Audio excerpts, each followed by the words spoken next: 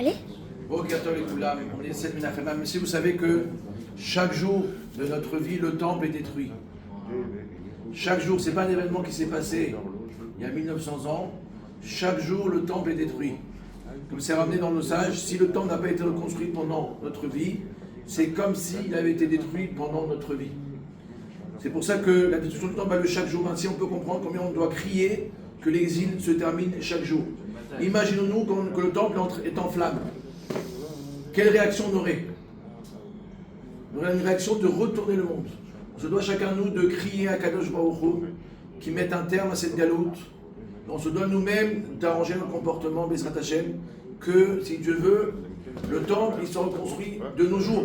Amen. On se doit de retourner le monde, de redonner chaque pierre, de tout faire Bezrat Hashem, que si Dieu veut, on n'est pas à faire Tisha B'Av en exil encore un jour en plus. Il faut que Bezrat Hashem, on va dire, on harcèle à Kadosh Baruch Hu. Quand c'est important, on harcèle, on sait insister. La même chose nous-mêmes, on doit harceler à Kadosh Baruch Hu et on dit Dai, Admata, jusqu'à quand on va rester en galoute? Jusqu'à quand? On se doit, Bezrat Hashem, avant Shabbat, Shabbat Razon, où on va voir Bezrat Hashem Shabbat, la vision du troisième temple. Amen. Dieu nous montre ce troisième temple et dit, tout dépend de vous, si vous êtes méritant, on peut le recevoir. Amen. Bezrat Hashem, chacun de nous, on va Bezrat Hashem, se prendre en main, on va retourner le monde. Amen. Bezrat Hashem, il y aura Mashiach Tzidkenu, et on aura toute l'abondance du monde. Amen. Après la Seudat demain.